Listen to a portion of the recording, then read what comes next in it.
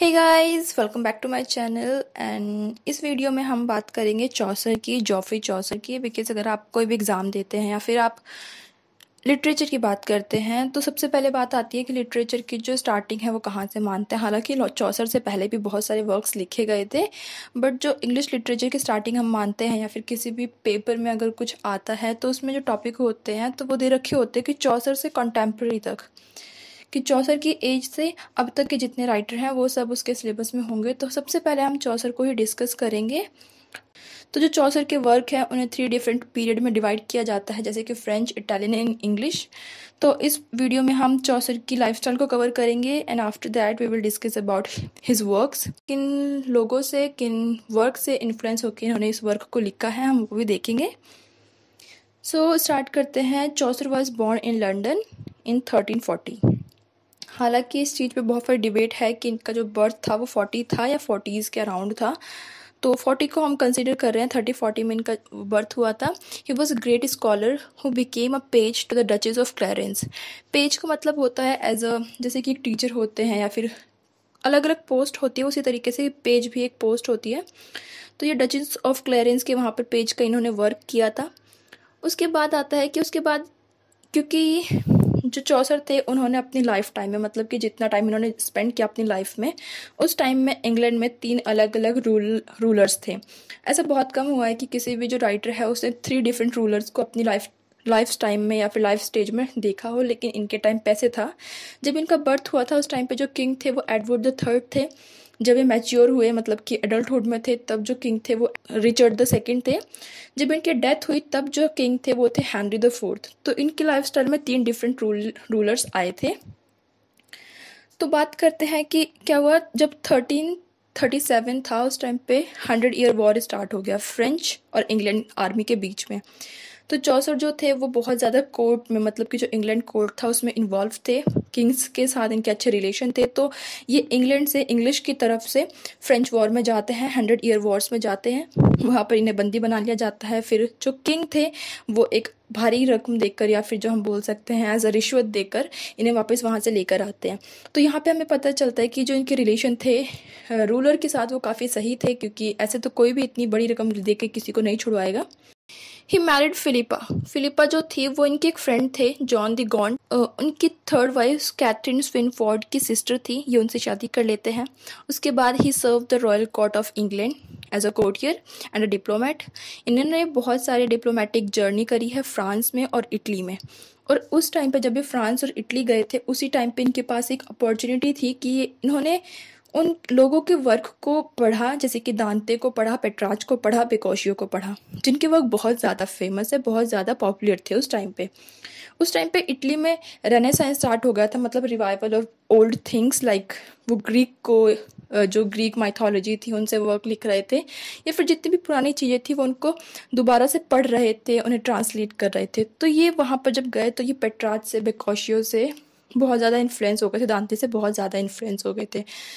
जब ये वापस लंदन लौट कर आए तो इन्होंने उन्हीं के वर्क को ध्यान में रखते हुए सोचा कि ये बहुत बारी अपने वर्क को भी लिखेंगे। इनकी जो डेथ है वो होती है 1400 में।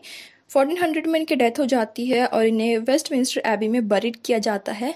तो वेस्टमिंस्टर एबी, जैसे कि आप में से आई थिंक 90% लोगों को पता होगा कि वेस्टमिंस्टर एबी एक ऐसा पोइट्स कॉर्नर है जहाँ पे बहुत फेमस पोइट्स को दफनाया जाता है, बरी किया जाता है। तो वहाँ पर इन्हें दफनाया गया था। तो चौसर की अगर हम बात करें कि वैसे ही क्यों फेमस है, तो इन्हें बोला जाता है कि ये फादर ऑफ इंग्लिश पोइट्री हैं। इन्हें फादर ऑफ इंग्लिश लिटरेचर भी बोल सकते हैं हम। इन्हें मॉर्निंग स्टार ऑफ रेनेसा भी बोला जाता है। और साथ ही साथ इन्हें बोला जाता है अ प्रिंस ऑफ प्लेजरिस्ट। अब प्लेजरिस्ट क्या होता है? जो चीज़ों को कॉपी करते हैं। प्लेजरिज्म मतलब आप चीज़ों को कॉपी कर रहे हैं। और इन्हें क्यों बोला गया? क्योंकि जैसे कि मैंने आपको थोड़ी देर पहले ही बताया, जब ये इटली गए तो इन्होंने बहुत सारे वर्क पढ़े, दांते के, पेट्रार्च के, बेकोशियो के। और उसके बाद जब इन्होंने अपने वर्क लिखे, जितने भी वर्क लिखे वो किसी ना किसी वर्क से इन्फ्लुएंस होकर लिखे थे। इनकी टोटली अपनी इमेजिनेटिव पावर वो नहीं थी, इसीलिए इन्हें प्रिंस ऑफ प्लेजरिस्ट बोला गया है। एंड एक और चीज़ है जो कि आई थिंक आप में से 10% लोगों को भी नहीं पता होगी, वो ये कि चौसर वॉज अ रेपिस्ट। इन्होंने एक लड़की का रेप किया था और उसके बाद इन्होंने कुछ कंपनसेशन देके, क्योंकि इनके जो फ्रेंड थे वो लॉयर थे, तो इन्होंने उस लड़की के फादर को कंपनसेशन देके उस केस को बंद करवा दिया था। आप इस चीज़ को गूगल पे चेकआउट कर सकते। सो इनके जो वर्क है उन्हें 3 पीरियड्स में डिवाइड करते हैं। अब हम पीरियड की बात कर लेते हैं। तो इनके वर्क है फ्रेंच पीरियड में, इटालियन और इंग्लिश। तो सबसे पहले हम फ्रेंच पीरियड के इनके वर्क की बात करेंगे, डिस्कस करेंगे। तो इस पीरियड का इनका सबसे फेमस वर्क है द रोमांस ऑफ द रोज़। अब ये भी इन्होंने खुद नहीं लिखा था। रोमन डेलारोज एक फ्रेंच वर्क था जिसे लिखा था डिलोरेस ने और डे म्योंग ने। इन दोनों का कोलैबोरेटेड वर्क था और ये बहुत ज़्यादा इन्फ्लुएंस हुए थे इन राइटर्स से और इनकी इस बुक से। उसके बाद इन्होंने अपनी the romance of the roses लिख दी। उसके बाद बात आती है the book of the duchess. जैसे कि मैंने थोड़ी देर पहले बताया था कि इनके एक फ्रेंड थे जिनकी थर्ड वाइफ से की बहन से इन्होंने शादी करी थी। तो उसी फ्रेंड मतलब कि जॉन द गॉन्ट की जो वाइफ थी डचेस ऑफ लैनसिस्टर, जब उनकी डेथ होती है तो चौसर उनकी वाइफ की डेथ पर एक एलिजी लिखते हैं और उसी एलिजी का नाम ये द बुक ऑफ डचेस रख देते हैं। इसके बाद इनके कुछ माइनर वर्क हैं जो फ्रेंच पीरियड में लिखे गए थे, जैसे कि ABC। ये एक 8 लाइन स्टैंजा में लिखी गई है और जो ईच स्टैंजा है वो बिगिन होते हैं डिफरेंट अल्फ़ाबेट से। नेक्स्ट है इनका द कंप्लेंट इनटू पिटी। ये चौसर ने इसमें 7 लाइन स्टैंजा यूज़ किया है राइम रॉयल का। थर्ड है द कंप्लेंट ऑफ मार्स और जो फोर्थ है वो है क्वीन एनेलिडा। क्योंकि जैसे मैंने बताया ये माइनर वर्क है तो इसके बारे में हम कुछ नहीं पढ़ेंगे।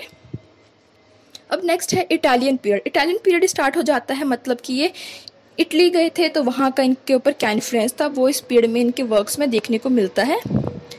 जैसे कि जो चौसर हैं he visited Italy between 1372 to 1378 and came into contact with Petrarch and बेक्कोशियो।